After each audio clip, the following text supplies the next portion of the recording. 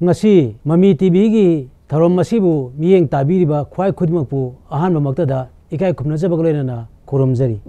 ari anogi langdai asida mami tv na sinjariba saireng saidinaba hoigi khana neinabagi tanja amasu logjari hariba khana neinaba tanja asida adomna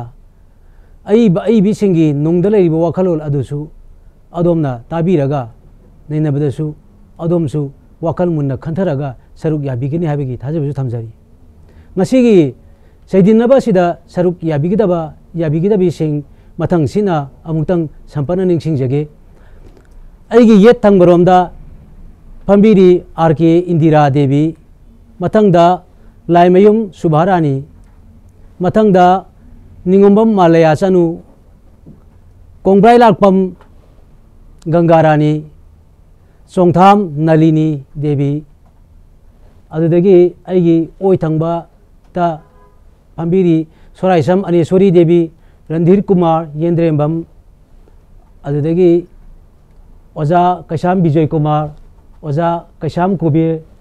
adagi Oza Laire Lakpam Kunjakishor amadi ai isamak moirang themne trajin mitai mathang oina ngasigi thorom asida saruk yajagani ahana maktada aikoina thorom asida langthok tringai gi mamangda mepung khudi anobu sahi gi yafe paujela do pijari saliba sahi asigi me gi tang ahum dagi satharak liba kangluki rangda lei hidraba thawai singi mafamda amadi awa ana tariba miyang gi mafamda awa phongdok poina mikup khradang awa phongdok sari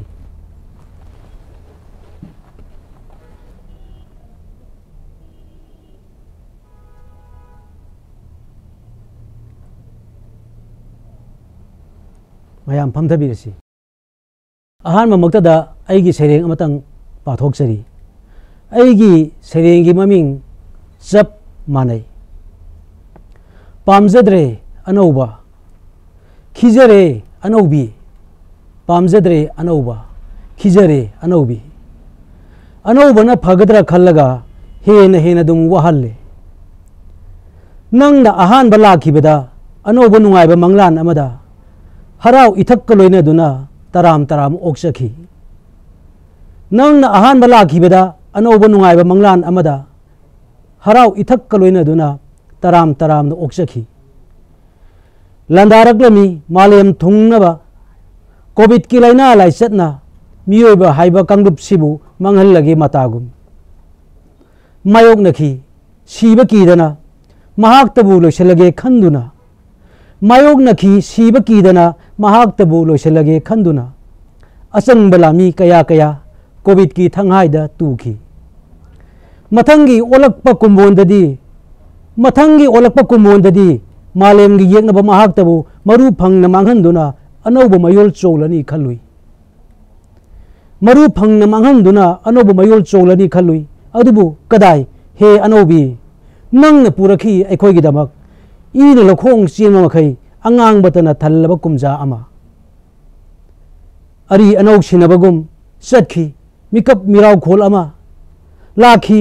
igi ipak ama ari anok sinabagum satkhi mikap mirau khol ama lakhi igi ipak ama mikap mirau khol gloina raduna laklanu he anobi nangi sahum da humlakpada maisa langle iraipak nangi sahumna humlakpada maisa langle iraipak lanjen nare irei chasing laklabasu nangna inaksida laktrabasu nangna kumja khuding mahoksa amahani aigisu pangli leptana ithau laklabasu nangna inaksida laktrabasu nangna kumja khuding mahoksa amahani aigisu pangli leptana ithau kanaba laite aingonda thawin sinna kanaba laite aingonda thawin sinna thawna hangadabasu nate awabana manai aingonda di sap manai nangna laklabasu nangna laktrabasu ai sere matang sada loisinjari mayam punong ko khurumjari ojagi aujigi serengi da ina sum taja hobada koi covid-19 si sum palambadagi koi gi iram dam sida to iba thodo wato ta yumpham oiraga ningam da bagi matang kra pongdo ko taw ado masi koi gi ओजाना कोविड-19 ने मालेम ने चावरबा issue सी दगी तमना तमना पुसलागा अयाम साइरिंग सरुक सी लमदम सी थोदो वातो का निंगम दबगी पोसक अमा ओजाना चावना पनबिगी साइरिंग अयाम सरुक सी सी कदाय बहुत चुबिगी अमता हाइबी जा अइना असिदा फोंगदोक चरिबसी सुंबा लानबदुना टॉप टॉप वाफम ओइग्रगा अइना मालेम लाइचत कोविड-19 ना अखोई मियोबसे वहन बियाबा वहले अखो अदुबु अखोई नदी तरामनु ओखी अनोबो सहीबु अदुबु कोविड-19 ना अखोई मियोबसी बुतोरा तुगै वहले तगिबुसुं कोविड-19 से फग्रबसु खरा हंथग्रबसु अखोई मियोबसे वाबदि हंदे मथंगी ओलकप सहीददी मणिपुर कांगपु इरांग अमना अवाबसे अमु ओहले अदुना अनोबो सहीदा अखोइना मदुगी मंगलान अमा अफब मंगलान अमा अनोबो सहीगी मफमदा सागलुबसे अखोइना थोइदोंना अइना पामजदबा अदुना अनोबो सहीदा अइना मंगलान अमा सागलुबे महुता अइगी तौगदबा इथौखुदा हेन पुनिंग चंगबना हेन अफब ओइगद्रा हाइबा वाखलोनसिनी अइना फोंगदोक जरिबसे ओजाओ अइसु कैनोमता हंगजेगे ओजागी सैरेंगसिदा हंगबियो जाओ ओजाना सिदा हाइबिरी लाक्लबसु नंगना इनाक्सिदा लाक्त्रबसु नंगना कुमजा खुदिंग महौसागी महौसा अमहानी अइगिसु इथौ अइगिसु पांगली लेप्तना इथौ कानबा लैते अइंगोंदा थौइनसिनना थौना हनगदबसु नते अवाबना मानै मानै अइंगोंदादि चप मानै नंगना लाक्लबसु नंगना लाक्त्रबसु ओजाना अखोइगी मालेमगी अवाबा कोविड-19 ना चिंगबा मयाम ताकपीरमकांदा अखोइ इरैबाकी हौजिक थोकलिबा इरांगसिगी इरांगसिगी अखोइगी हिरमसिदा पुसिलबिरकपदा ओजागी लोंदा सि याम फजै लाक्लबसु नंगना इनाक्सिदा लाक्त्रबसु कुमजा खुदिंग असेंगबदी अरी अनौ सिनबा चाहीगी मतांगनिना मसिदी महौसानिना लाक्तबदी सुंया यारोय लाकदौबनी हाबि ओजाजु खंगबिरिबनी अदुबु मानै मानै अइंगोंदादि चप मानै नंगना लाक्लबसु लाक्त्रबसु कानबा लैते थौइनसिनना थौना हनगदबसु नते अवाबना हाइबसिदा ओजाना थौइनसिन हाइबा मासिदा पनबिरिबसी मसि मतंग वहाई अमनिदंग संदोंना ताकपीरमु अदुगा ओजाना खनबिरिबसी मानै हाइरिबसी लाक्लिबसा हिसिदसु ओजागी आशा खितंग फगलकनी हाइबगी आशादी लेबिदरबरा लेबिरिबरा हाइबसी मतगा ताकपीरम याम नुआय ओजागा ग्रानी के ओफम अहानबदा कानबा लेते अगोंदा थौइनसिनना हाइबदी थौइनसिन हाइबदी अगोंदा कनागुमना नंग फतबा थबक तौ अइ कनागुमना अइगी मरमदा मिवा ngangnaba अइबु फतन ngangnaba अदुगुंबा अइबु अरानबा लंबिदा चतननबैदमक्ता इनसेलक्लिबा अदुमा थौइनसिनदुना अगोंदा करिसु कानबा पुरा ओय अदुगा अइगोंदा नंग सिमा अफबा तौगदबनी तौगदबा यादि हाइरगसु अइगी पुंसी खोंगचसिदी अइना तौगदबा अइगी सिन्था अदुना अदुम अइ पुंसी खोंगचसिदम चतखिगनी अदुगा अइ अदुगुंबा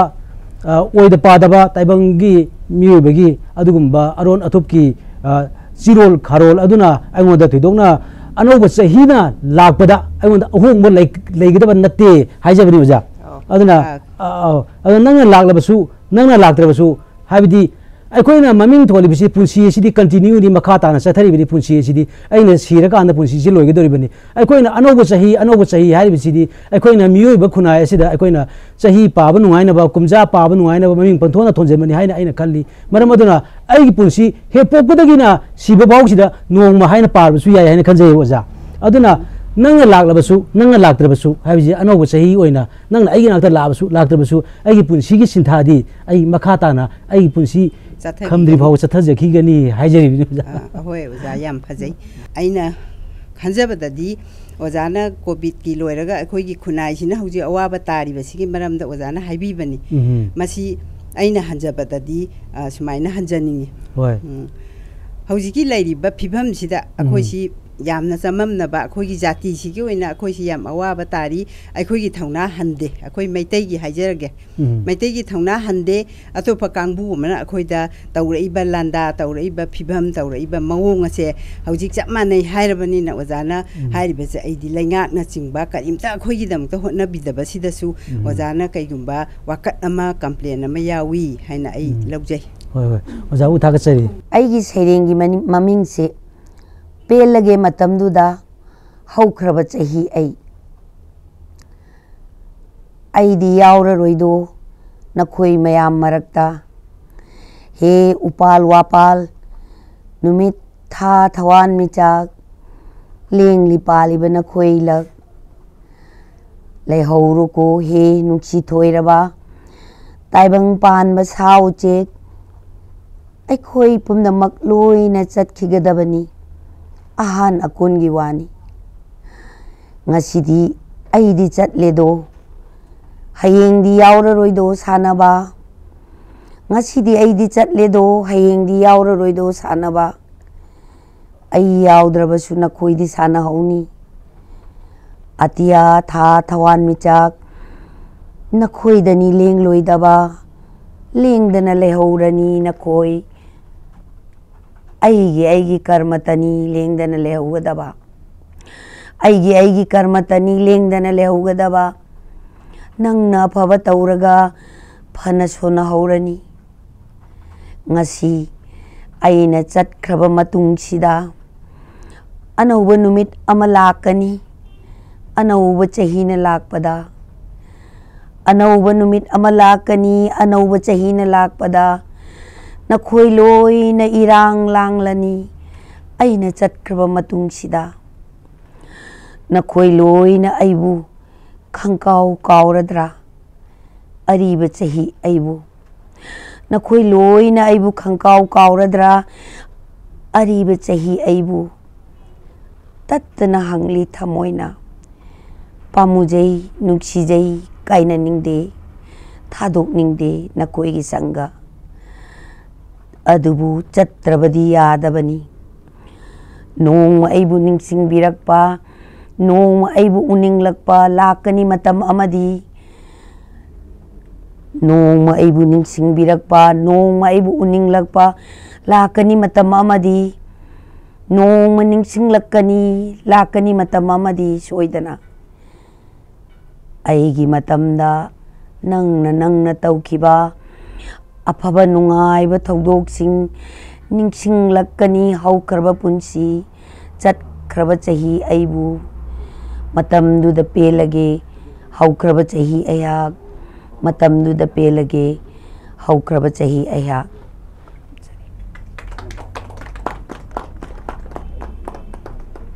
हौजी ओजाना टीवी की बस हैरेंगदुदा ओजागी साइगी अरीबा चहीदा साइगी याम निंगमदबा अमा पो चटखिबगे मोंग अमा अखोइना उजै अदुना हुजिक लाकदोरिबा चही सिगा अनिजिगी कंपैरिजन दुदा ओजादुदा अखोइगी हेन इमोशनल ओइबा नुंगाइतबा दु खैतंग अमगा फोंतोकपि असेंगनी आइदी लाकदोरिबा चही से असीना अखोइ लोइनमकी करी पुबिरकनी हाबदुदी करीमता अखोइ तंबंगम देदना अदुबु हौख्रबा चहीदा अवाबा नुंगाइबा नुंसीबा काइनबा मयाम अमा थेंगनखिबदो अदु ओइना आइना थमोइदा लौसनजै लाकदोरिबा चही सिदि तंबंगमदि अदुना आइना चटखिदोरबा चही सिबुदि खरा लुमना लौजबा हाइतारे आइगी सैरेंगसिदा सेमगी सैरेंगसि ताजरे लोइनबक अदुम फजै मसिदा सेमना हौखरबा पुंसीगी मसक असि ताकनबा होनबदा यामना नुंगाइजदबा यामना इमोशनल ओइबा मसकसि ताकनबा होनबदा खोई महौसागी ओबे एनवायरनमेंट सा उचे अतियाना चिंगबा उवाना चिंगबा पल्ली महौसागी कई हाइनी ऑब्जेक्टसिंग सिदा नेचुरल ऑब्जेक्टसिंग सिदा यामना नुंसीबिबा अमसु उपिबराइना आइना खंजै लाकदबसु वेलकम ओपीबा तराम ओपीबगा लोइनना हौखरबा चहीबु चहीदंग नतना हौखरबा पुंसीबुसु यामना मगुल लेना सेरिस तौरगा लौबियना आइना थाजजे आइगी ngasi tije dawdaba sairinga sigi maming si Sri Krishna haibani taibang jiba laikol sida miyoiba kawba kangluptugi satlariba lairangni aikhoise miyoiba kawba kangluptuni satlariba lairangni aikhoise hayeng sigani pautakte hangsit sigani paujende सीबा नुमितुदा अदुम लोरे सिब नुमितुदा अदुम लोयरे हिंगमिनसी अखोई ताइबंग सिदा पांगनसी मतेंग अमना अमदा पांगनसी मतेंग अमना अमदा तमलोइसी नुसिनदब मतौ तमलोइसी नुसिनदब मतौ पांगनसी मतेंग अमना अमदा तौरोइसी धर्मदा हक्सिनबा तौरोइसी धर्मदा हेंजिनबा तौरोइसी धर्मना लेखा ताहनबा मान हिंदू अइन मुस्लिम अइन मितै मान क्रिस्तान पुनमक अमतन अमत हिंगमिनरिबा अखोइगी मरक्ता करिगी लान तौनरिबा मियोइलबलक्ता करिगी हानरिबा मियोइलक्ता करिगी हानरिबा मियोइलक्ता हाना सुनरिबा मयाम सिबु हानादबा सुक्या यादबरा अतोप उपाय लेत्रबरा शक्ति पांबा ngaकिरा शक्ति पांबा ngaकिरा अकनबनी हाइबा यानबरा अकनबनी हाइबा यानबरा हाइना ताना यादबगिरा थौना फबा सकनबरा थौना फबा सकनबरा मीगी फिजी मुलुबरा मीगी फिना नेलुबरा मीगी चाकथुंग मुलुबरा चाकथुंग मानना येंदबगिरा कनागी इज्जत टेमसिंगनबगिरा खल्लोरे खनबा मिकुप्ता वाखल सिदी अदुम खनखरे वाखल सिदी अदुम खनखरे खरबु हेंजिन खंजन खरे खन्ना खन्ना अदुम तुमथा करे ऐ तुमथा करे ngasiदी वाखल से तयांग त सोइदा ताइबंगी मपु ओ करीबु थोकलगबा ताइबंगी मपु ओ करीबु थोकलगबा आइगी मित्त उरेबसे करिनो आइगी मित्त उरेसेबु करिनो नत्तबरने जगत की बबुंगो दुबु खोइबा समलांग लोइनना कोकथक तंबनी मुक्ताना थामलबा निंगथीरबा सनागी लूप कोकथक तंबनी मुक्ताना थामलबा निंगथीरबा सनागी लूप ख्वांग सना फिगे कुंजा थोनबा इंग तपलबा मोंग हादबा मोमोनबा माइथों करी मतोंनो सिदी इश सोइद्रे मसिदी सोइद्रे ताइबंग जीबा पुंबगी अवा अना कोकपीबा श्री कृष्ण कौबा महाक्तुनिने श्री कृष्ण कौबा महाक्तुनिने करी मतोंनो सिदी मंगला ताइबंगला आइबु उना आइगी युमदा थाजन लेंसिन बिरेने उना आइगी युमदा थाजन लेंसिन बिरेने ब्रजगी गोप गोपी मयामसु इनरकले प्रभु की मतुंगदा लोइनमक अयहाना करी तौगनी सिदी अयहाना करी तौगनी सिदी खुरक कुंदुना आइना प्रभुबु खुरुमजरे सांगजौ लेताना अयहाना माय हाइगलकपद प्रभुना मोमोनबा माइथोंदो गलोइनना हाइबिरई हौगलो हौजिक्ति आई लाक्लबनी वारुरनु ताकपीरे आशीर्वाद कलोइनना आइना हंगतचई प्रभुदा हे प्रभु करीमतौ कौबगे ननाइगे लाइर खांगपु संग असिदा सना खोंलेंग बिरकपा करीने सेवा तौगनी खंजदे ननाइ तोलबदी आइना हौना कौरे इमुंग लोमदा ओनसिनदुना युमगी मबेमा आइगी लोइनबी तारिब्रा थोलउने दुप थांमै मैरा कलो लाउने जगकी मबुंगो श्री कृष्ण सना खोंलिंग लगलेने अखोइदा सना खोंलिंग लगलेने अखोइदा खुरुम जहोरो लाउने चटखिबना हालनिने अदु आइना माय अमुक वंथोरकपददी जगत की मबुंगो दु लेरमदरेने जगत की मबुंगो दु अमुक लेरमदरेने दृश्य पुनमक मांगखरे मित्रंगी मतौ ओनखरे आइना निंगमदा मैचाका लुइनना hana hana kaujare hana hana kaujare ha Krishna ha Krishna ha Krishna nanai pangjadraba tolababu thadok piramlaga sana khongleng birabara sana khongjang lebira aina kapda kamna hanna kaujare ha Krishna ha Krishna ha Krishna nanai gi pap chelaba hakchang sibu hangoi duna challage kanbirabra ha Krishna he Krishna tanjadu aibu kanano amana kanna numlammene gyan tabiro kai taurabage makhoi gi baba is karino tobiri sibo hakchang sidi humang anapi kangle hakchang sidi humang anapi kangle mitsupi na pumcho cholam le taiwang pan ge gyan lak le ai hojik is ai di untuk pemanga manglure da untuk pemanga manglure da loina bina ai ngonda hangjari kanage Krishna no ne baba na kaubiri bedubo sida mapu ningduna sana mahi lining sapiriba khwaina su sakang biriba baba na Krishna bu kaubiri tu bu karigino Krishna bu kaubiri tu bu karigino ai hak kumpham khangkai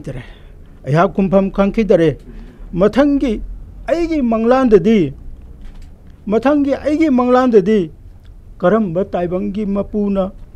aibu taramna loksan bigidaba he taibangi sidaba mapu aigi sereng chwaida loijare Ozagi serengchi tabada yamna nungsiba ama phawe aduga ozana serengchi da phongdu ibasi aigi motadi ozana ishora matani miyoi marakta nungsinadri si karigino pawar pambagira paisa pambagira haina ozana ahamba wakhalda munna khalaba matungda tumdagaraga mangda Sri Krishna lengakpa Sri Krishna gi aboron phajaba magi nungsiba wakalon duda ngaktang tawbagi wakalon amsu phongdui aduga makeup tholakpa matamda imungi loinebina karino isana akoi ishorama ai maitai mayaki akoi sanamai haijab tare adu ningjariba babana karigino Sri Krishna hairi dubo haina hairakpado adugi matang sida ishodi amatani haiba wakal se asi yelaga ozana sairengsi ibibane haibada ozagi kari mot leibibage ozana haibiri badu aiga yamna wakansi managre adu ozana haibiri badu saigi ain usaningi ba dharmasi aina sairengsida di ihaudragasu dharmasi saigi mitai gi aduga gauragi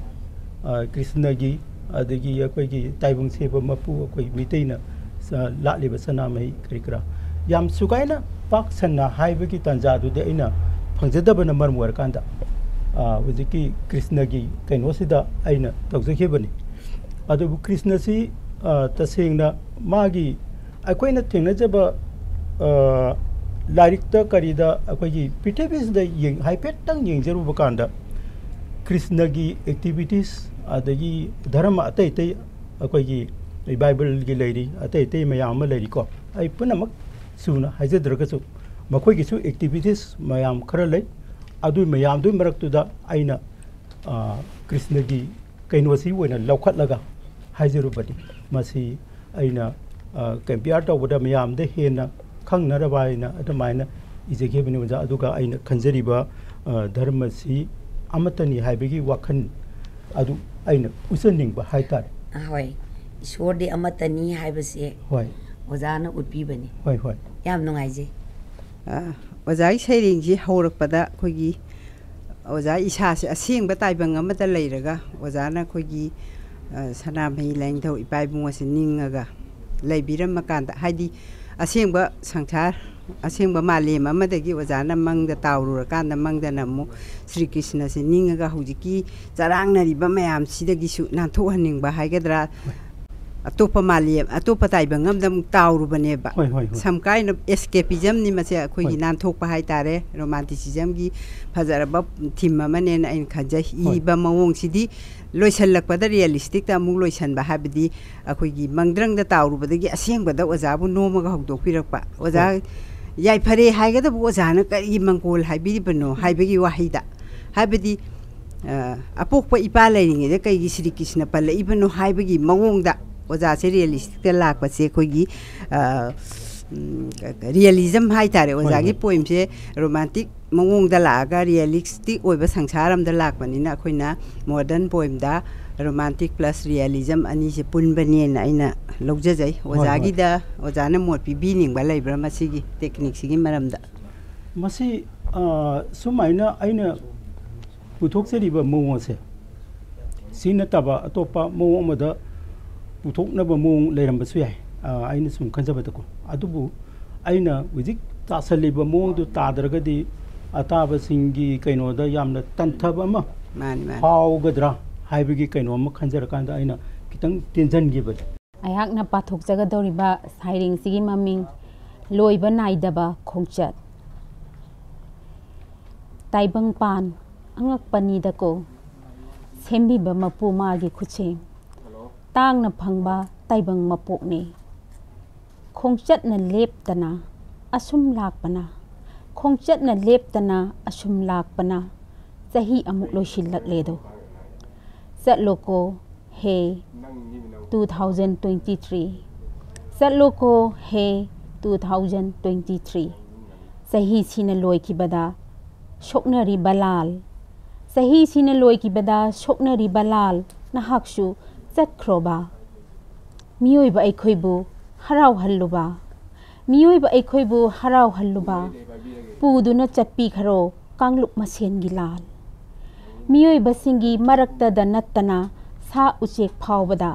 ꯃꯤꯑꯣꯏꯕꯁꯤꯡꯒꯤ ꯃꯔꯛꯇꯗ ꯅꯠꯇꯅ ꯁꯥ ꯎꯆꯦꯛ ꯐꯥꯎꯕꯗ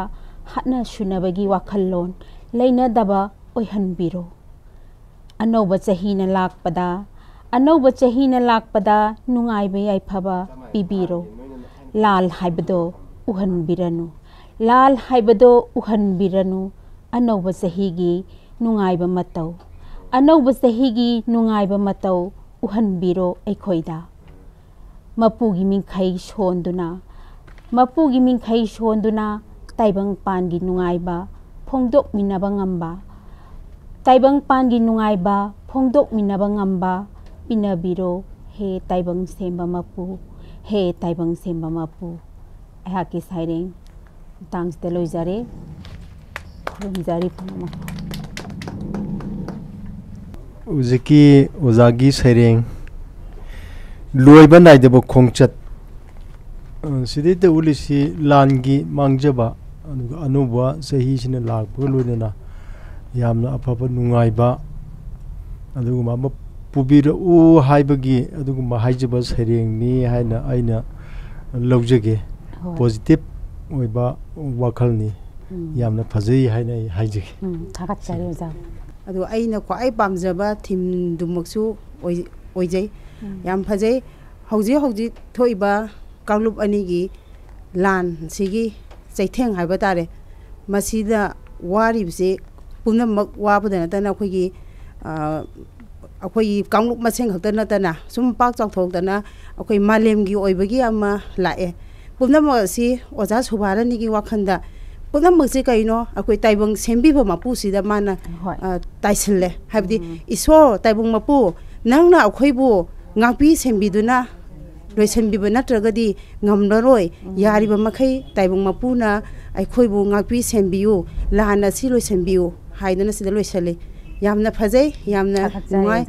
ꯃꯇꯨꯡꯗꯁꯨ ꯁꯤꯒꯨꯝꯕ ꯁꯩꯔꯦꯡ ꯃꯌꯥꯝ ꯑꯃ ꯑꯣꯖꯥ ꯁꯨꯕꯥꯔꯥꯅꯤꯗꯒꯤ ꯊꯝꯕꯤꯒꯅꯤ ꯍꯥꯏꯕꯗꯨꯃ ꯑꯩꯅ ꯑꯆꯦꯠꯄ ꯊꯥꯖꯖꯩ ꯑꯣꯖꯥꯒꯤ ꯁꯩꯔꯦꯡꯁꯤ ꯑꯩꯈꯣꯏꯒꯤ ꯑꯔꯤ ꯑꯅꯧꯒꯤ ꯂꯪꯗꯥꯏꯁꯤꯗ ꯂꯥꯟꯗ ꯄꯨꯔꯥ ꯇꯥꯏꯁꯟꯕꯅꯦꯕ ꯂꯥꯟꯁꯤꯗ ꯆꯠꯄꯤꯈ꯭ꯔꯣ ꯍꯥꯏꯕꯅꯤ ꯑꯔꯤ ꯑꯅꯧꯒꯤ ꯇꯥꯟꯖꯥꯁꯤ ꯂꯧꯍꯧꯔꯒ ꯌꯥꯝ ꯐꯖꯕ ꯄꯣꯏꯟ ꯑꯃꯅꯤ ꯃꯤꯑꯣꯏꯕꯁꯤ ꯁꯨꯝ ꯄꯨꯟꯁꯤꯒꯤ ꯑꯉꯟꯕ ꯁꯔꯨꯛꯇꯗꯤ ꯊꯣꯏꯅ ꯈꯜꯂꯨꯗ꯭ꯔꯒ पुंसी नुमिदांग वायरम ओशलाकांदा मियोबगी मरी नुक्सिरब मालेम से काइने खिदोरे हाइबगी कयागी मतिक पामुग्रबना अखोइना मतमदो कयाम याना मिराय क्रबना हाइबसी पुंसी नुमिदांग वायरम वायरकांदा हे खंगे हनबा यारोइना खले अद मतमदो अखोइ मिराय अदु थोइना खलुदे नुक्सिबा इमानबा मरु मपांग अदे नुक्सिरबा इपा इमा अदे नुक्सिरबा मालेम येंगो जगह पुंसी अहल ओशलाकांदा सुम नुक्सिरेब अइना थादो चकिदोरेना अद रविन्द्रनाथ टेगोर अदी नुक्सिर माले थादोग सीब गमोयो मा मसाना हाइरमीने मपोंग पोपोग उनिंगबगी पोट फोंदोमे अदुना लान सिसु अखोइना दोंग सिगदोरबा मीसे ngaingam अखोइ ngaingam दबगी मोंग हातोकनाबगी पोस्के कइसु कानदेबा अदुम सिदौ लेरबनी अदुगा हाइर मतमदो अखोइ ईश्वरना पिरकपा मतमदो योरकान दम चखिगदौ लेरबनी सिदा ngaingam दना अखोइना अमना मबु हातोकनाबगी थबकसी थादोकनासी हाइबनी अदुगा अनौबा अदु अरीब जाई लंगो लंगदाई की कुदोंग चाबसी लौरगो जाना ओजाबु थागसरी याम फजबा सरिंग आइगी सरिंग सी आइगी मिरांग थुरब तिल कौबा सरिंग नि फुयावबा लारिक अमा 1985 ते फोंजगिबनी लोंदा पुदासी सिदे इरिबसी आई अदुम सिजनजरे लेजरे आइगी सरिंग अमुक सत्ख्रनु को कविता कविता कविता आइगी नुंसिबी कविता करिगी नंग न मफम खंगदना आइबु थादोक्तुना हेक हेक चलिबा कदाइदनो नंगबु आइगी अवाबसे खजिक्तसु उद्रबरा येंगोने आइने नंगबु कयाद वाना पुरुकलिबा नंगना आइगी नाकता लागलमदाइदसु कयागी मतिक खोइरांग हनखिबा वाखलगी इपाकता कयारक लंगथखिबा अदुगा ngasisu इनाकता लैरबसिदसु मियेंग वांग लानगदबगी केकु लोटपी सानगदबगी आइगी नाकता ngahakta leita ningdaba adubu karigino karamba dharmano nangna aibu wahalaga aigi awabu uraga nangna kayada penjariba nangi karamba wakhalno kavita yengone amuktang khanduna aina nangbu thirakpada wakhibasingdo mikup amadasu tuminna nangbu thibada शहर की लांगलब मियाम लगता मियंग सिना मिरक खाइदुना नंगबु कदाइद लैबगे हाइना थीबा नंगन मदुदा आइगा नगना निंगदना चिल्लब मिरकता लैदुना सटखी नंगनदी उरमोय खलिबा लापथो अनिंगद्रबा मियंग सिनादी नंगबु ताना तानादुना येंखिबा नंगी Fiji पाइदुना यानादुना आइना फाबदा खोंफम लेंबा ngamद्रदुना नंगना आइबु खुद समदुना पुसिनखिबदो इरोनुंगदा पोमजरम्बी लैरांग कया शहर की ममन खूरब गली की लुकमाई फंबी की पोलकता फोंग मंतिक नदुना योलबी ममलबु पीरबदी ngahaकी ओइना आइगिसु ओइबे यारबी मखोइगी मनाक्तुदा लैरांगदु येंगलगा तमहनखी नंगना आइबु खंथबा करिगिनो इरोनुंगदा लोन साचगदबी नौजरिबी लैरांग माना शहर की नमथीरब मरक असिदा मंतिक नरगा लैसा तमलमलिबा आइना खंथरिंगे मरकतुदा नंगदी लोन हेक्ता चटखिरमी नंगतबु पामजबा आइगी थमोइनदी अमुकसु थोरई नंगबु थीबा थाजबा पोक्लई नाहक लेरमगनी चिकलबा लमदमदा महौसागी लेकोलदा थमोइना थाजरबनिना नंगबु थीबा लाखिबनी अमुक अचिकपा लमहांगदुदा नंग लेतबा नंग लेबरा येंगनबा फमथखिबनी अचिकपा लमहांगी नापी मथक्तुदा नाहक कदाइदा लेरमगनी थीबा हौरखी वाखलसिना अदुदगी नाहक आइगी मांगदा यामना चिकना यामना इंगना चिकना लेमना लिरी लिरी मालंगबगा लोइनना सुमत पमिनो का फजबा साथेका मका लामना जगोई सारदुना लाखी आइना कयादा हराउनु नंबु थमोय असि पेनबो कोनजखिबा अदुबो ngahakतनी आइना खुबाम खजिक्तंग कोमथोकलुबदा आइबु थादोक्तुना हेक्ता चटखी अदुदगिदी आइ अमुक खनबा हौरकले नंगना आइबु थादोकलंबगी मरम खनफम खंगिदे कोक्सी उरुरु लैखी खंगदा असुम खंगदना चे कलम मुक इनाकता अमत्ता चिथदना थमले नंग लाकपदा फाहुनबा खुलाई ओइना अदुदगिदी अहिंग इचिक हुलकपदगिदी आइगी मंगलांद नंगना तुम्बा थुगाइबा अमुक लाए सकलोन सक्तम कयादा नोकमी नुंगसीबिनबा मओंगदा थुमलबा नुंसिरबा खोंजेलदा नंगना हौगतलो सावरनु लानख्रबनी आइना वाखल थेनबिनी वारौबिनो पाइखत पिरो कलम तिंथोक पिरो सेबांग येकपी हौरो आइगी सक्तम साउसिनदुना लैखी आइना नंगी वा तासिनदना आइना साउसिनरिङै चानना सावरबोय निंगदुना नंगना निंगबो कायना तुंग ओंथोक्तुना चटखी नंगबु खामनबो वाहै अमतसु आइगी चिनसिना कांखिदे लापना चटख्रबा तुंगदा नंगबु खामनबा ngaikho haina lawbuda mangphaunarkhibani wak taibangda ai angaw ta khibani nangbu thiba thorakhibani thenglaba ahingi thabal marakta aina angawum thorakpada lebliba upal wapalgi una wana singna haiduna khubak khurakhiba maikai khuding aduga atiyadana thawan michak lising kayana mamin khanarkhibado aibu yenglaga mayam marakta aina angaw tabdu urga aronba kachin amadegi tumin yenglaga nangna nongnarakibado aigi itawda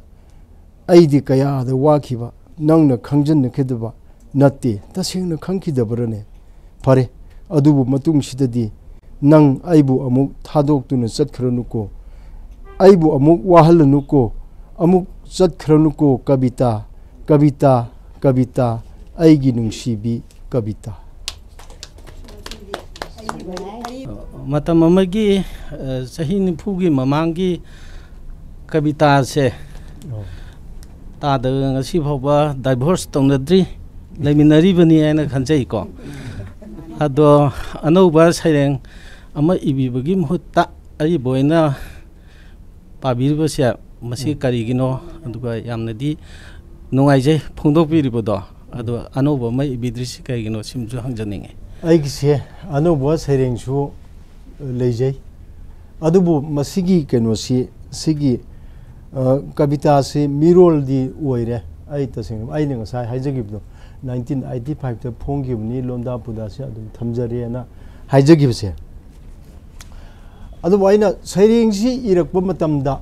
ai ba ai bising maru oina akoigi खोरीलोल सिदा सैरेंगी सिदा खोपी बिसिंग जे मुच्छिला गांदा अमु स्वाई स्वाई मांगखिबा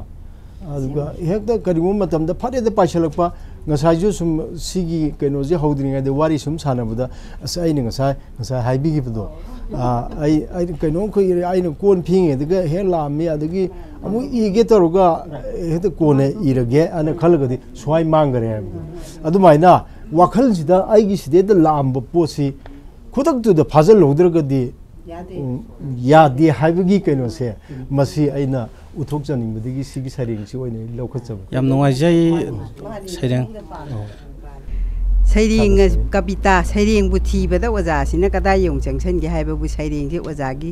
नुंसिनबी ओजागी हेक चानजबी ओइना थोगलेबा अदुसु कदाइदा थीबनो हाइबदा अचिकपदा थीदोइनेबा अचिकपगी नापी मथक्ता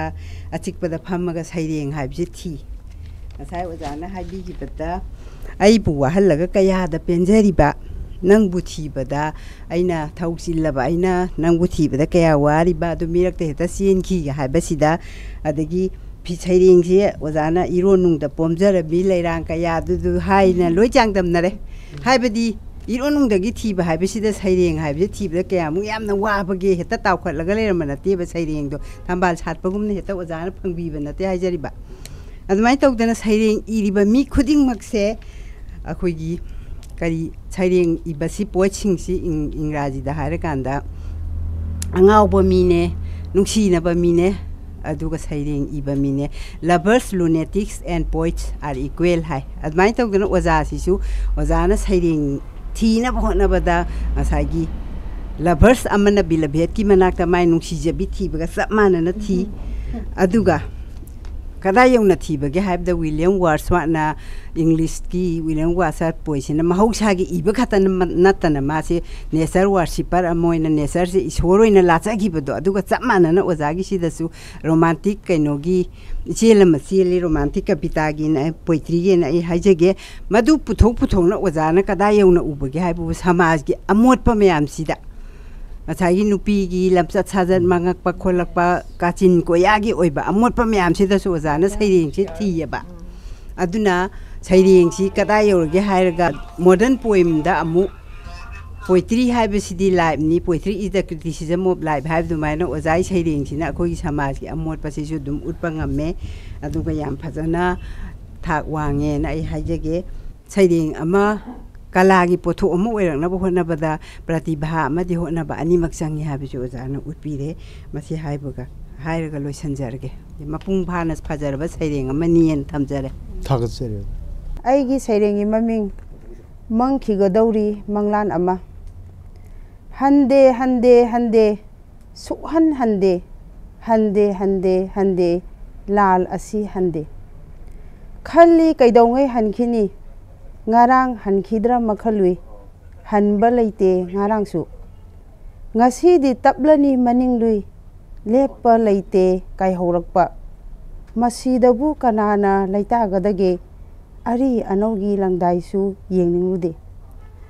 ꯅꯧꯅ ꯌꯦꯅꯤꯡ ꯍꯨꯟꯖꯔꯛꯂꯤꯕ ꯀꯛꯄꯤꯔꯤ ꯄꯥꯝꯕꯤ ꯃꯆꯥꯁꯤꯡ, ꯄꯤꯔꯥꯡꯇꯅ ꯂꯧꯈꯣꯡꯒꯨꯝ ꯆꯦꯜꯍꯜꯂꯤ, ꯇꯦꯡꯊꯥ ꯏꯁꯩꯅ ꯃꯥꯏꯀꯩ ꯁꯤꯜꯍꯜꯂꯤ. ꯃꯪꯐꯝꯅ ꯊꯟꯈꯤ ꯆꯤꯡꯌꯥ ꯇꯝꯌꯥ, ꯊꯧꯅꯥꯒꯤ ꯖꯒꯣꯏꯅ ꯊꯟꯈꯤ. ꯀꯥꯂꯦꯟ ꯊꯥꯒꯤ 19 ꯄꯥꯟꯕꯗ ꯇꯥꯏꯕꯪꯗ ꯍꯪꯉꯥ ꯃꯤꯀꯞꯂꯛꯈꯤꯕ, ꯇꯥꯏꯕꯪ ꯆꯤꯟꯖꯥꯛ ꯆꯤꯟꯗꯝꯈ꯭ꯔꯦ ꯑꯗꯨꯕꯨ ꯂꯥꯛꯇ꯭ꯔꯤ ꯃꯐꯝꯁꯤꯗꯗꯤ ꯑꯑꯣꯟꯕ. ꯋꯥꯌꯦꯟ ꯀꯥꯇꯤꯁꯨ ꯃꯝꯂꯤ, ꯅꯈꯣꯏꯁꯨ ꯃꯝꯂꯤ, ꯑꯩꯈꯣꯏꯁꯨ ꯃꯝꯂꯤ, ꯀꯩꯗꯧꯉꯩꯅꯣ ꯅꯣꯡ ꯉꯥꯜꯂꯛꯀꯕ. ꯊꯣꯡꯅꯤꯡꯗ꯭ꯔꯦ ꯑꯅꯧꯕ ꯌꯦꯅꯤꯡꯒꯤ ꯐꯤꯖꯣꯜ, ꯌꯦꯅꯤꯡꯗ꯭ꯔꯦ ꯐꯖꯕ ꯃꯍꯧꯁꯥꯒꯤ ꯁꯛꯇꯝ. ꯎꯄꯥꯜ ꯋꯥꯄꯥꯜꯅ ꯃꯔꯨ ꯂꯨꯛꯂꯕꯗ, ꯆꯤꯡꯌꯥ ꯇꯝꯌꯥꯅ ꯃꯝꯁꯤꯟꯈ꯭ꯔꯕꯗ, ꯏꯒꯤ ꯇꯨꯔꯦꯜꯅ ꯂꯝꯕꯤ ꯑꯣꯏꯈ꯭ꯔꯕꯗ, ꯂꯥꯛꯂꯅꯨ ꯀꯅꯥꯁꯨ ꯏꯅꯥꯛ ꯑꯁꯤꯗ. ꯏꯃꯥꯒꯤ ꯇꯝꯄꯥꯛꯇ ꯏꯅꯤꯡꯇꯝꯅ ꯆꯦꯟꯖ ꯆꯣꯡꯖꯕ ꯐꯪꯖꯗ꯭ꯔꯕꯗ, ꯀꯔꯝꯕ ꯑꯅꯧꯕ ꯃꯪꯂꯥꯟꯅꯣ ꯑꯃꯨꯛ ꯅꯧꯅ ꯃꯪꯈꯤꯒꯗꯕ. ꯂꯥꯛꯈꯤꯅꯨ ꯅꯈꯣꯏ ꯑꯅꯧꯕ ꯃꯪꯂꯥꯟ,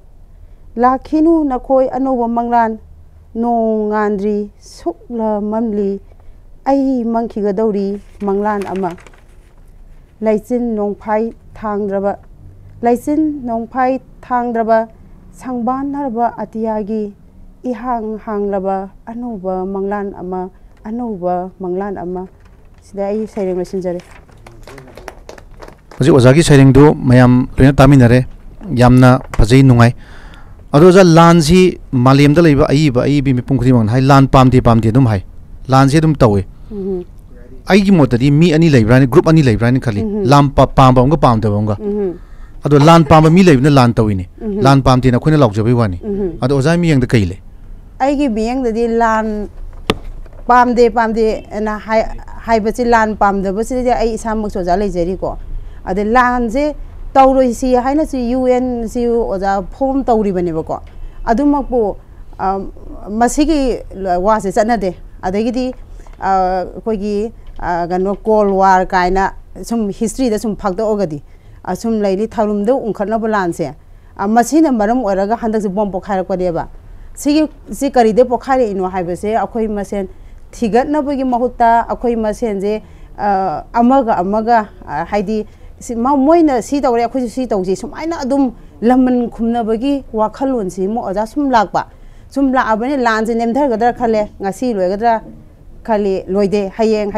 ꯍꯟꯗꯛꯁꯨ ꯑꯗꯨ ꯉꯥꯏꯔꯦ. ꯍꯟꯗꯛꯀꯤ ꯆꯍꯤ ꯂꯣꯏꯔꯛꯄꯗ ꯃꯊꯪꯒꯤ ꯑꯅꯧꯕ ꯆꯍꯤ ꯂꯥꯛꯀꯗꯧꯔꯦ ꯑꯣꯖꯥꯀꯣ. ꯁꯤꯗꯁꯨ ꯂꯣꯏꯔꯅꯤ ꯍꯥꯏꯕꯒꯤ ꯑꯩꯒꯤ ꯃꯪꯂꯥꯟꯁꯦ ꯁꯨꯡꯂꯩ ꯂꯩꯇ꯭ꯔꯦꯕ ꯑꯣꯖꯥ. ꯑꯩꯉꯣꯟꯗ ꯃꯁꯤ ꯑꯣꯏꯊꯣꯛꯑꯔꯣꯏ ꯍꯥꯏꯅ ꯏꯊꯟꯗ ꯑꯩꯅ ꯁꯨꯃꯥꯏꯅ ꯈꯟꯖꯕ ꯍꯥꯏꯇꯥꯔꯦ. ꯍꯧꯖꯤꯛ ꯁꯩꯔꯦꯡꯗ ꯊꯝꯕꯤꯈ꯭ꯔꯤꯗꯣ ꯂꯥꯟ ꯂꯣꯏꯍꯟꯅꯤꯡꯕꯩꯅꯤ ꯑꯣꯖꯥ, ꯆꯨꯝꯃꯤꯀꯣ? ꯑꯩꯈꯣꯏ ꯑꯣꯖꯥ ꯑꯆꯨꯝꯕꯅꯤ. ꯑꯗꯨ ꯂꯥꯟ ꯂꯣꯏꯕ ꯑꯃꯁꯨꯡ ꯂꯣꯏꯗꯕꯁꯦ, ꯂꯥꯟ ꯂꯣꯏꯁꯟꯕꯤꯅꯕ ꯃꯤ ꯑꯃꯗꯤ ꯗꯔꯀꯥꯔ ꯑꯣꯏꯗ꯭ꯔꯥ? ꯑꯣꯏꯔꯤꯕꯅꯤ. ꯑꯉꯥꯡ ꯑꯅꯤ ꯈꯠꯅꯔꯒ ꯑꯍꯜꯅ ꯊꯦꯝꯕꯤꯅꯕ ꯂꯣꯏꯁꯟꯕꯤꯅꯕ ꯑꯃꯗꯤ ꯗꯔꯀꯥꯔ ꯑꯣꯏꯌꯦꯕ. ꯑꯗꯨꯕꯨ ꯍꯧꯖꯤꯛ ꯊꯣꯛꯏꯕ ꯂꯥꯟꯁꯤꯒꯤ ꯃꯇꯥꯡꯗꯗꯤ ꯑꯉꯥꯡꯗ ꯑꯍꯟꯅ ꯅꯣꯏ ꯒ꯭ꯌꯥꯟ ꯇꯥꯔꯣ, ꯑꯩꯗꯤ ꯒ꯭ꯌꯥꯟ ꯇꯥꯗ꯭ꯔꯦ ꯍꯥꯏꯅ ꯑꯗꯨꯝ ꯂꯩꯕꯁꯤꯅ ꯂꯥꯟꯁꯤ ꯂꯣꯏꯗꯕꯅꯦꯁꯦ ꯑꯩ ꯍꯥꯏꯅꯤꯡꯉꯦ ꯍꯥꯏꯕꯩ ꯋꯥꯅꯤꯗ. ꯑꯩꯈꯣꯏꯒꯤ ꯃꯂꯤꯌꯥꯒꯤ ꯁꯩꯔꯦꯡꯁꯤ ꯇꯥꯔꯨꯔꯀꯥꯟꯗ ꯑꯩꯈꯣꯏꯗ ꯐꯥꯎꯔꯛꯄ ꯋꯥꯈꯜꯁꯦ, ꯑꯩꯈꯣꯏꯒꯤ ꯃꯁꯤ ꯑꯩꯅ ꯈꯨꯗꯝ ꯑꯃꯒ ꯍꯦꯛ ꯎꯠꯆꯅꯤꯡꯕꯁꯤ, ꯑꯩꯈꯣꯏꯒꯤ ꯌꯥꯝꯅ ꯁꯥꯡꯈ꯭ꯔꯕ ꯄꯟ ꯑꯃꯗ pan namasi akhoi maput hobako aduka mentorimniko aduka amadi yam chauna phatu iba yamna chauna phatu iba panji thingde mukhun macha tu melaga lei sim kaktang haije ningi aigi saireng maming sahidi asum yam silagli khalambani adu tadi soina tawrage sinbandagi pangthok ta thokibani jat ki wasak ki ba amu phawi itom ta karino ne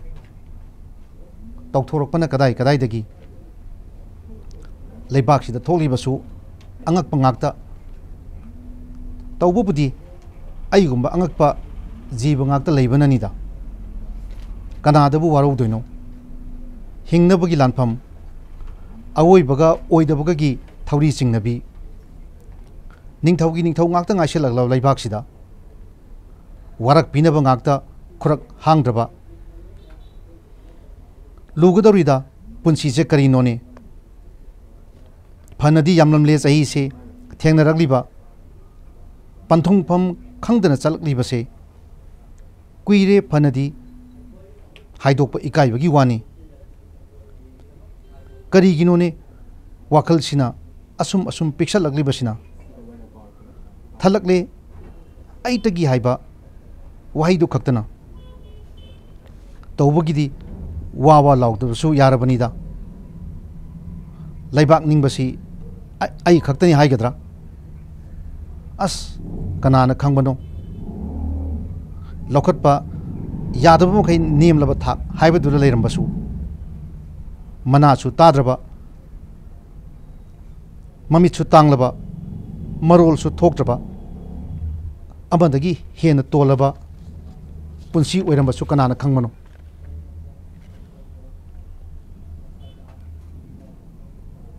kanadasu kari hairamba tawdana wasak lamdanoi kanadasu asi tawgi haiduna wa ngangba ngamba hena wakal khanba ngamba aini haiduna leijariba ahakse loire dako tonbagi tonba haibadu oiramleko khangde ngasi su adumak ngaiminari ingtapa haiba pambidu mayol chonglaknaba kanana thabigadabano di khangdre kanana makhong sombigadabano haibasu khangdre ngairi ngasisu ingtapa haiba pambiduna masa mareng phanna malem sida satorokpa agi lojare sari matang sida Oja Bijoy Kumar se ngasigi saireng si taja matamda shanti bu ikhoulang ba aiba mane di khange hojiki tangdu leita daba manipur phebam asida shanti haiba wai si bawba thoidongna panmada hangoina badongna tawrba matamni adu aiba moina shanti gi wafam sanbirakpa yam nungaijai masi shanti se masi matik chaina khanbi bra hojiki matam jida kari na matik chaina khanbi haibu budi saireng da budi haibire shanti porpasi bipung khudimang didi loina pami ekoi khudimang loina pami adubu ekoi da hojik khwadi achouba masibu porno phonaba lambi sida laknabo phonaba matamda mating pangbigadaba achouba wakhalon puthokkadaba miyoi kaya na khangna tana losan dana leibagi chanabi amasu chauna leiri ngasi akhang hai kayana tumina lolaga machin maron thoktabaduna lesan nakre lamjing lamtak pigadaba gyan loksing leiru mayama tumin lesan kre karigino makhoida maran pisan bagi wati nati makhoi gisu karigumba nungai taba pen taba khudong chadu mayam am leramgani koiso hamni akhang hai mayam kokthokpiyo इतिहास खंगबा लमदम से लमी तुमी मुन्ना खंगबा मी मयाम अमा पाइदना लेरी कोक्थोकपियो तानबियो याहनबियो लंबी सोदन की थोलकनी ngasi aikoina lamkhang dagi puthoga si tawgadabni haiba yaroi इतिहास की ओइबा पोसक मयाम अमा आइखोइ सिदे लेंग्रबा प्रमाण वेबे पोसक मयाम लोतन लेरी मधु मैम तमना अखंग पुनः पुथोपीरगा पोसक तो सीनी है मैम अखोगी समाज सीनी अखोगी मिरोन से सीनी अखोगी इतिहास सीनी मसक मुना ताक मीम दरकार हो सेमजन साजन यारो सेमजन साजन पोट लेरिखै मालिम शांति लेरोय ngaihakidi namaga chakibadi yai maduna malimda shanti purakpa ngamoi tungdasu sidaina sathi irang tholokhi na bahomjai thamjage Oja Vijay Kumar ki saireng asuki matik phajai akoi malem sida akoi tangdu laita na hingna bagi message amani paujel amani laujai aduga aina yamna pamjabamna hauji hauji lairiba akoi ojana di phummaga di chapiba lusing base lengak mapu si masi nope haibam di phajana chapchana ojagi kolom je utpiri masina maram oiraga akoi lusing bas haning mam yam thore eba mathang mathang lusing bas ha ba mayam je thorak tana bai damakta huji huji lairiba koi lengak mapu sina kari kari section thorang tawbi gadage haibadu ma kidang utpi bara haina aigi wakhani wani adu ojagi mieng gudi yam yami adu yam phajai ojagi sei Ujik ate atagi arang raki punsi mapangi ina kera khulaba mayam dagi wakon loina koktokrga ai hingdabu hingadi haibagi thaktura kumdhare ai hingdabu hingadi habi thaktura kumdhare masidagi hena ai koi ningba kaini haibo pasuk leitre adagi amuksu aina khwaidi penjadabasi ai koina mapangi lamda khara chaluraga arang mapangi phaja phajarba lam maming pandaba dar mayam du uraga mogi lamdi phaja howe na hai adu yen phajabasi ai koi lamda leiri अखोइन पोसक्तबु मफम मतम चाना सेमजलगा पोसक्तो सीने ना मयान उत्पगी थबुदी कना सुतोगदी अखोइन मपानदले पोसक अदुगी फजहोख्रे यामना नानख्रे फजख्रे दोंग फजल अखोगी लमदले बकसु तापोंदी अदुबु अखोगी लमदले मिसक लैरिबा मफम मतम चाना चाना पोसक म सेम दरकार होय अखोगी लमदा आर्ट कल्चर सिते थोइदोंना कइमतो वाटप नति तबुदबु पोसक्तो मफम मतम चाना सेमजलगा मयान उथोकपदुन अदु कुइसला कांदा हुजि अखोइने मपानदा हेना मपानगी पोसक उरु कान हुजि अखोइगी चनबी अखि थाजनबी आइना ममांगैदा मिराइ रोबा मिंथोन पोसक मयामदा तम तमना अखोइ हंजलई आइना मिगी मरमदा चलुरगा अचौबा शहरदा चलुरगा आइ मसक ताकु मतमदा आइगी पोसक ओइना थिरे आइना मिराइ रोबा ngah नोंगनासु खनबिरुदबा फिजेट युमदा सिनरिबा काचिनदा तालेबा पोट मयामदो अदु पुथोगा आइ मसक ताए सि अखोइ काउ असि काउबिदबा फै अदुना अखोइना आइगी हौरपदी चामिन हमिन चामिन को पोत चै इबुंग इपा मौसाइ फजबया मिराइ रिकै अखोइ शान्ति फंगोइ अखोइ सिबु मिराइ बि थबुसि तोक्सि अदु मालेन मसक ताक्सि अदुगा तमना तमना शान्ति हंजलकनि ai sairengi maming anauba sahine yumsida ngasigi sik sik lauraba ahingse tanik le thamoi nungsibi ahingse kainaba thungnaba anigi kumaida nunghiknaraba kainaramdagi kaira thamoina ngaijeri tanikna okadawagi thunglaribi nungsijabi tanaubi ingjabi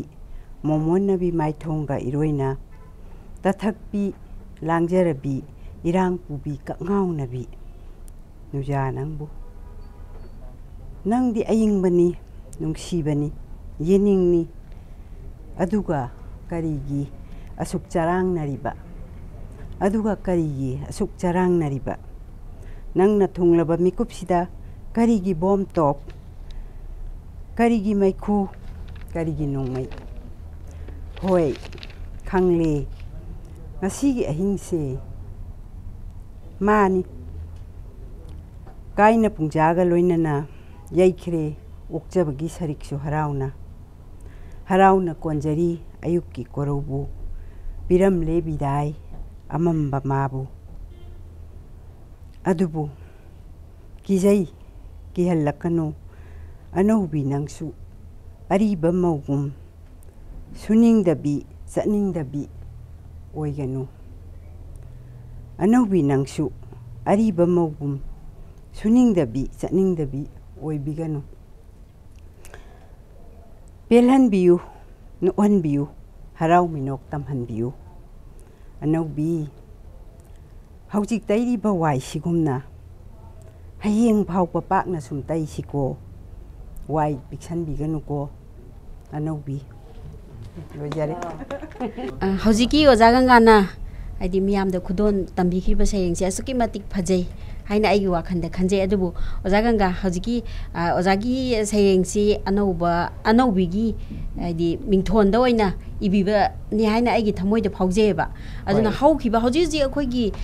punchi sida tangdu leita da ba ma leiriba se haukiba mamangi chahi aidu oira doineba hojik se ariba chahi se kai tare loiram dagi seida thoiba di awa masha mayam se sum thokta leiba poche hoji anoba chahi ma lakpa sidadi sigi poche ingthaba tapthaba adi aingba samaj ama oihanningbagi adugumba posak ama gi maramda ibibra na aigi thamoi sida khanjeyeba ado ojagi thamoi da su sigi afam sida aidi kai khallaga ibibano habado ojana matang kitang thambiyo chummi anoba chahi lakpa haibasi muktabu adum nungaiba arangba asa tawnai adagi akoi mi khuding mangna akoi punsi gi asa ama werbasu handaki sahi da tahogdo su matang di loisalage na tawnai ada anoba sahi lakpa khuding gi anoba asa ama mangga loina na tawrbasu koina pangthokpadi ingam ngamti masila nai natana akoi gi hujik leiba lamji gi phibam sida su laklibi anobi sahi sina khomjan da sanna akoi gi sengdok pada wai pakna taibadugumna pakna sauna konsan biraga lakliba sahi sina afaba nungaiba adagi tawriba charangna ba habadi turmoil so war civil war oirabasu oina su leiriba akoi gi ya lan yaudaba mayam da su masi mind da turmoil leirini am dang takna ba nungai tabal leirini aduga lan thengna ba nongmei na dagi punsi pikhamna kharba thawai ke ama mangdana lehauri ba singdugi cha aba kaina me macha kaina ba mama adigi nupi kaina mai mapuroi ba kaina rabi nupi kaya lehauri ba halaman macha kaina ba adagi kano kaina ba mayam lehauri ba awana mayam se loina ba ingtha khomtha ingtha ta laga la iba sahi sina aying ba yamna nungai ba anan ba habadi sigumba turmoils awa na social oirabasu economy senthum da oirabasu loina bakta tasan khomjin ba oira sanoina ai adumain thamjagi yamna na jeja ai gi sairengi maming nang tadi hongan ba ngamdraboy nungsibana changjau paraba mi hoba phaudraba sagai gi thamoi gi lairang chara se tharurage khanna chatki aigi khungangi laihauda aigi khungangi laihauda yening thagi tanauraba maithongsing malhauna raduna thamoi marang hau malang ichik them chibon paushana una amadagi amada ngathuna raduna haukiba matamgi wari singbun sing thokkiba thodok kayagi ningsingbada nungsiraba mikupu naupuraduna imai chol na chel howi aigi khungangi turelna kalengi maisa suna sungde phaire lamtagi asit awan thabusu na sungdana paiki ita singa sanaki humangna chotladuna leiri nagesor u thambal haitoi haining haiku uthakta kaduna chaminna khiba adubu ngasidi ahongbagi malemda naukhairamle honglakliba mahausagi khongchatna ngamnamak hongkhrabasu hongba ngamdriba haibabu ingagi nongju marakta thokliba mapung pharaba he ningthiraba thabal nangtadi honganba ngamdraboy nangtadi honghanba ngamdraboy punamapu amuhana iko ngonjari tida nangtadi honghanba ngamlaroi haisi ngamlaroi habase koina ngamdraboy sidi ngamdraboy si awaba natraga nungaiba animakta tawi ko do ngamdraboy si awaba gi kitang meaning ama sangbra na aina khajeiba atuka asagi कालियन की मैसा नाचुंगे खुंगंगी तुरे लोई high घरे पुनमक्सी मसागी हुजिकी लांगिबा मयाम मरक्सिदसु महौसागी कैगुंबा अमा लैबसिगी इरोइनना कोइगी इरै पाक्सिगी दुगा इरै चासिंगी ओइबा महौसागी environment अकोइबसिगा लोइनना अइकोइगी ओइबा अरोटपा शक्ति अमा हजि फोंदोरई अचुम्बा अमा माइ पाक्लक्कनी हाइबसि ओजाना उटपियना इना खंजै ngasi lanthok jagadawriba saireng ngasi gi maming mairik ama kuina phumduna leiramba sakuda ma mairik amana chaklakhi khanghodana mikup amada I mari kahonki sakhang dabalam lan bagum palladu namkhai rakhi subkhan su khalludaba subtha su thajarudaba karamna karamba mikup ta hawkhiba kanana hawba mai phamno kadom dagi haurok pano adu muktam thiba taibang machat poklak pada khubang ting nalak han khibada karibu puba yagadaba kanagi damak kari gi damak mioi bagi maribu yumpham na punmara wahang hang bagi matam su haukre ngakpi bagi pungja su loikre chat khare mahak tudi wahai amatta su phonglamda nungsi bagi thauri nadi punbirami adubu kaungamde ngasisu aroiba mieng adon nungsiba ngasi dadi ahing basu asibasu iman manabagum aying basu asabasu iken khenadabagum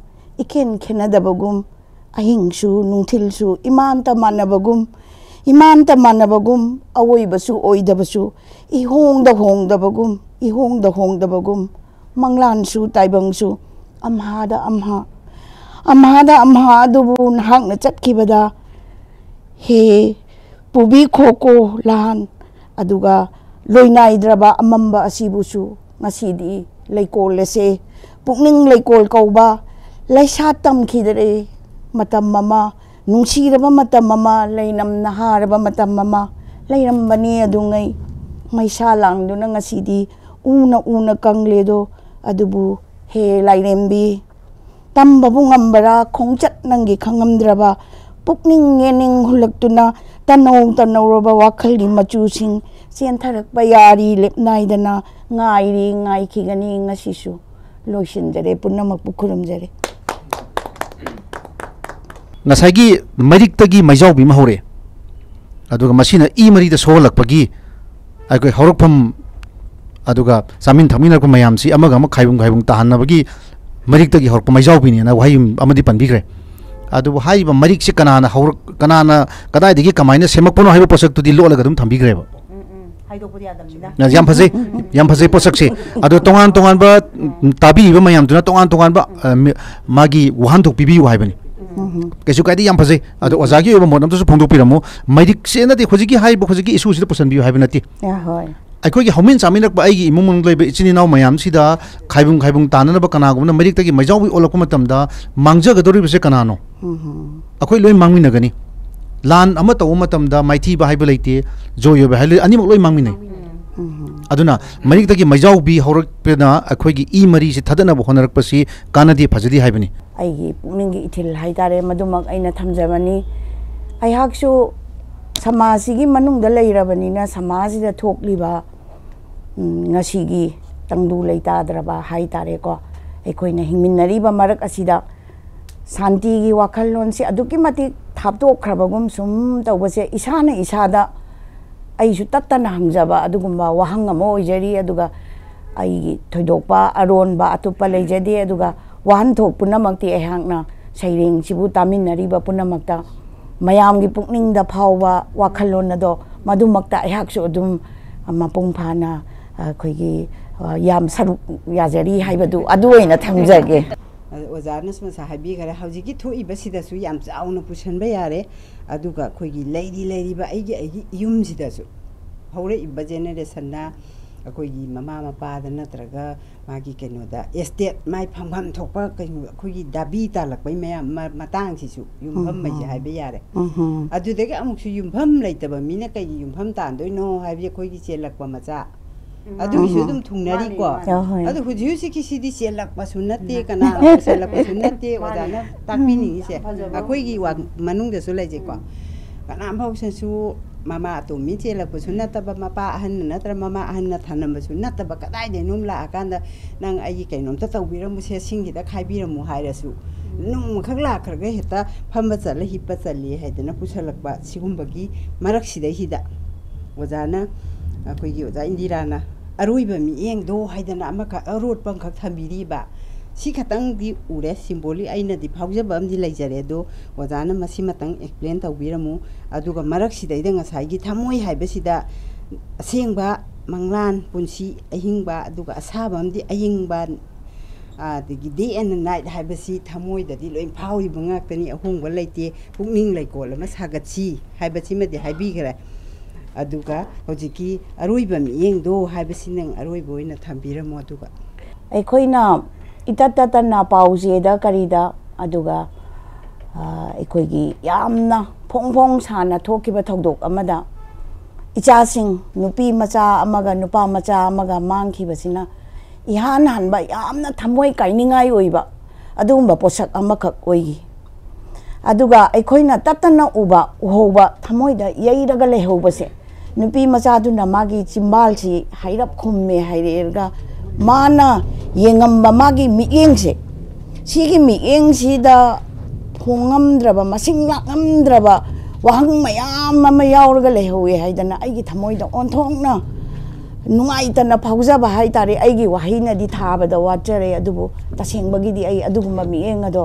आइगी पुंछीसिदा हाइबा तारे को सुम लेइरिबा मखै मदुगी मिएंग अदुना आइगी China ओइरगा सुम लेहौर दौबा मानबा मदुखक आइना फोंदोकजबन आइगी सैरेंगी ममिंग लाई खुचांगबी ngasi nongmagi salure kaithel lambi khungang shahar layeng chang school kaya thengnar I punamak irang talang duna leiramba inin tanin duna leiramba ayuk nungthil ai na kong mensin duna khangki sattaba dingam khide arangba adu pamdrabasu pamdana aigi kok manung ase ninduna asum leiboina ningi saluba mafam kaya dugi khonthang singna matam pumbada yumda halaklabasu aina halai aigi yum tamna numidang waramda arangba kaya aigi kok tahapladuna tamthiraba nakong pangsilaba makhol kaya achauba malgari singi arumba roller singi amadi gari macha singi ngaihak ta pothaba phanghandraba makhol sing puraduna yachanglakpada aina itomta hangjai arangba mafam sing ase thadokladuna karamba matamda aina chatka dauribage achikpa mafam amada yoksilakpada aina thengnai ichik chiklaba phajaraba khungang ama uche waya singi makhol tana achikpa bu mathoi hapliba madu atai mafam amata sunate aigi khungang ni aigi yumna leiriba kaya da nungairakliba aigi thawai su hakchang su ani maktuna jagoi tamak masari upal wapal sing makhol thoktana uche waya sing na isai sakla duna amuk suwajai shahar gi tingthorak liba khutsa sing sina lam duna phorak libadu uraga upal wapal sing numit khudingi leptana purak laga dara arang makhol khuding mak aigi poknafam khungang sidasu kaya kuina laibok phaduna laikhigaba kaya kuina mathoi kaba ngamkhigadaba aigi laibok phabi khungangna ngasi numidang wairam gumna lai khusang wisigi makhutabu aigi sareng lojar akoi ojaran digi lai khusang bi de yumpham pe sareng si yam phasi ado akoina angang wari ngai da lai khusang bi gi wari si yam toina ta gi ado matam da han singna dagi akoi gi ibubo gi ben si li matam da adigi ki base tungdaga lamakadu biningi ang matam da lai khusang bi kadai da lebejano kai lebejano adum khalle odo gyan tara kan dinya maiki mari sungtani pan se lai khusang bi ata ngai lerme ran ni chumbra oja comment pibiyo ai di lai khusang bi ata ni uri je yamna chumme environmental gi matang sida lai khusang bi dona magi makhut sina uam ama environmental mayam manghalak puje lai khusang da lam dana phaida pagum akoina ure masumai tawdana हिरम खुदिंगमक्ता खोइगी ऑफिसता राजनीति दोनदा नत्रगना करीगुम्बदा educational institution सिंग खंगदे लंबीदा खंगदे अदुदगी करी मफम खुदिंगमक्सिदा लाई खुसांबिगी लाई खुसांबिंगक्ता योमछलकपा मागी सकलोनसे मसी अखोइगी मागी पांदमदि करीगुम्बा मागी पांदमदु अफबदि अम्मा बाउदि नतबा लामगा सुम लोइछलकपसे मसी मफम खुदिंगमक्ता उरकपा याम चुम्मे ओजा बिजय कुमार हंगबीर इबो वफम याम नुवाइजे आई तसेंग याजे अदो अखोइ सि मसिगी लाई खोसांबी समाज द हिंगनब होनबदा आइसे सिदोरिब्रा नत्रगना आइजे हिंगे हाइतर लाई खोसांबी ओलगा हिंबिदोरिब्रा याम नुवाइ हंगबीबा वांगसे मरम मरक ताइना फागी ओइना हाइजे मसी अखोइजे मी खुदिमक्से खर खर वोलब्रा इना खले हिंगबा ngamnaba honabada खुइसे सुमना मत लैबा ngamद्रबदा लोइना म वोलब्रा इना छु खले abtang hangjagi ko aroi boina lai khusang bi se oja randina mi akoigi rajniti gi khangde koigi yamna paisa pamakpa dola na wang pa pamakpa gari tong pa gi mayam si ma su lei khare sigi sida koigi nan thok pangam da ba phibam am khakta akhoi mayam phakta kharga changchal e haibine ba jan haibi se kharga changchal pa na thana aidi pungchang change na aidi laujai ba maram di akhoi gi aigi khunggang ni chamlaba haiba se na kong pangchal e saw mayam ma nga sai gi se JCB tata kai kira achik pa se loi manga i ba gari na ga mahut silakwa sound na ga mahut silakwa dagi arang ma kol ngak ngai rak pa ko laibak phabi khunggang haibasi khusi situation se khoina hojik pam je laibak phabi kamain tawraga phagadagi haibudu da ngasagi material world gi kitang handokpa technology si de akoi indaba yade illagasu akoi atmosphere gi duga akoi society gi generation gi khallaga akoina arangba yamna kahenba matam si material world koi gi changdana spiritualism natraga chamna hingba punsi se masibu khara thagat piningba madugi matangda iba poem kabitani am phajaba kabitani ayubi da modern poem ne nai hajege yam nuai